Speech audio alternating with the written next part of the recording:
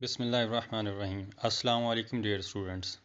آج ہم ایم اے اردو سال دوم کا پہلا پیپر جدید ادب یعنی اردو ادب 20ویں صدی کا پہلا لیکچر سٹارٹ کرنے جا رہے ہیں، اور میں امید کرتا ہوں کہ آپ کو انشاءاللہ تعالیٰ اس لیکچر سے بہت زیادہ فائدہ ہوگا۔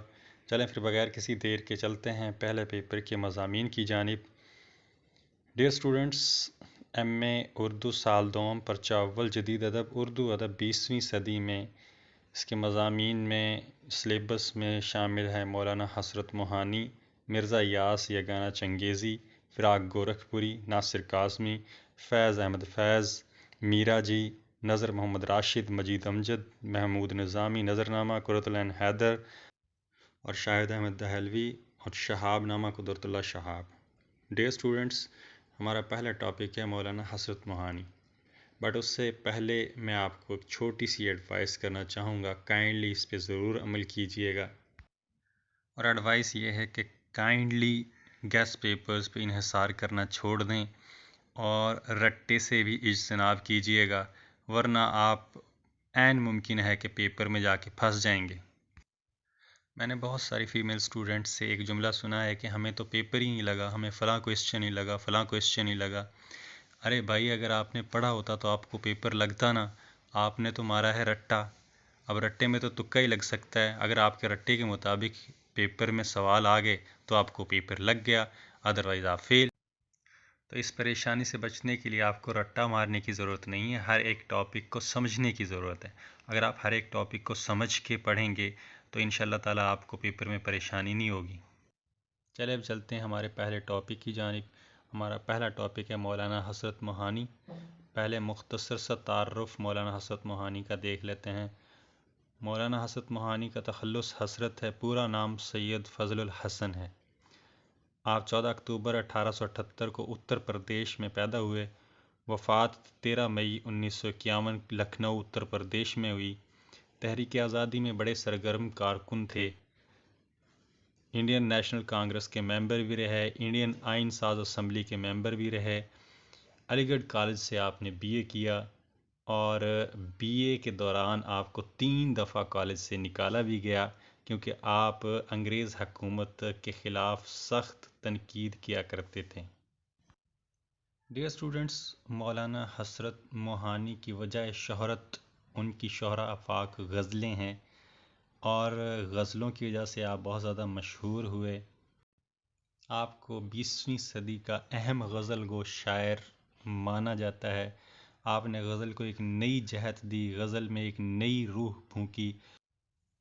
آپ نے میر تقی، میر مرزا غالب، مومن، تسلیم لکھنوی جیسے بڑے ناموں سے استفادہ حاصل کیا، اور ان کی شاعری میں بھی ان تمام شعراء کے کلام کی جھلک نظر آتی ہے۔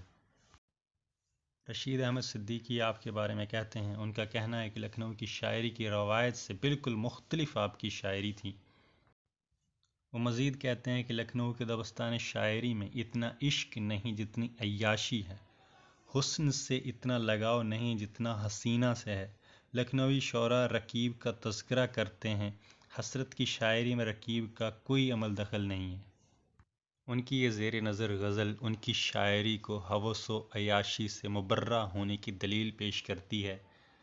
ان کی غزل دیکھیے: دل میں کیا کیا ہوس دید بڑھائی نہ گئی، روبرو ان کے آنکھ اٹھائی نہ گئی، ہم رضا شیوا ہیں تاویل ستم خود کر لیں، کیا ہوا ان سے اگر بات بنائی نہ گئی، یہ بھی آداب محبت نے گوارا نہ کیا، ان کی تصویر بھی آنکھوں سے لگائی نہ گئی۔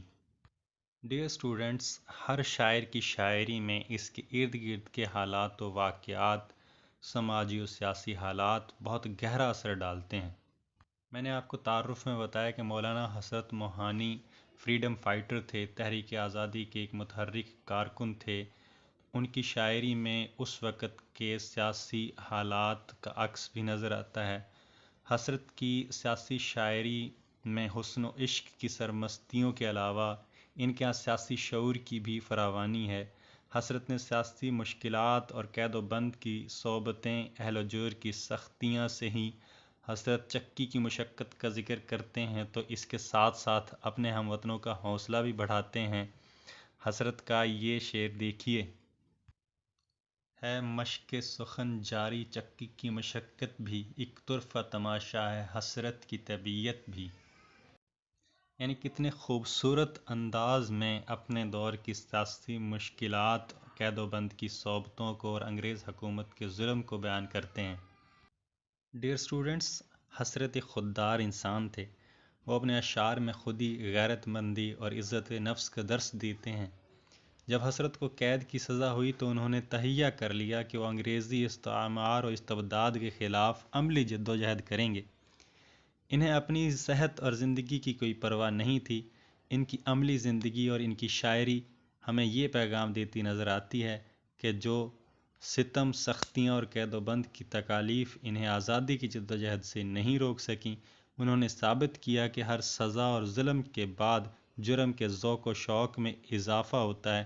وہ کہتے ہیں، ہم قول کے صادق ہیں اگر جان بھی جاتی، واللہ کبھی خدمت انگریز نہ کرتی۔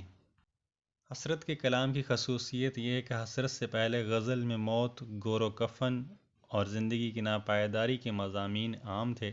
حسرت نے غزل کو اس نزاع کی حالت سے نکالا اور اسے جینے کے راستے پہ گامزن کیا۔ حسرت کی غزل پڑھ کر زندہ دلی کا احساس ہوتا ہے۔ حسرت نے غزل کی روایت سے بھی استفادہ کیا ہے، یعنی غزل کے پرانے رنگوں سے اپنا ایک ایسا رنگ تیار کیا ہے جس سے ہر طرح کا قاری محظوظ ہو سکے۔ ڈیئر اسٹوڈنٹس، جیسا کہ میں نے آپ کو پہلے بتایا کہ اس میں کوئی شک نہیں کہ حسرت نے استاد شعراء کے کلام سے فیض اٹھایا ہے۔ ان شعراء میں میر، مصحفی، مومن، تسلیم اور نسیم شامل ہیں، لیکن یہ کہنا حسرت کے ہاں تقلید ہی تقلید ہے اور ان کا کوئی انفرادی رنگ سرے سے ہے ہی نہیں، تو یہ حسرت کے فن کے ساتھ سراسر زیادتی ہوگی۔ حسرت نے استاد شعراء کی وہاں تقلید کی ہے جہاں ان کی طبیعت استاد شعراء سے میل کھاتی ہے۔ یہ اشعار ملاحظہ کیجئے، ان میں انفرادی رنگ موجود ہے، ایسے اشعار کی تو کوئی تقلید بھی نہ کر سکا۔ یہ اشعار دیکھیے، چپکے رات دن آنسو بہانا یاد ہے، ہم کو اب تک عاشقی کا وہ زمانہ یاد ہے، دوپہر کی دھوپ میں میرے بلانے کے لیے وہ تیرا کوٹھے پہ ننگے پاؤں آنا یاد ہے۔ یہاں لفظ استعمال ہوا ہے کوٹھا۔ پرانے وقتوں میں کچے مکان ہوا کرتے تھے، تو کچے مکان کو پرانی اردو میں کوٹھا کہا جاتا تھا۔ یہاں میں نے کوٹھا کے لفظ کی وضاحت دینا اس لیے مناسب سمجھا کہ کچھ لوگ اس کو غلط مطلب میں نہ لیں۔ یہاں پہ کوٹھے کا مطلب کچا مکان ہے۔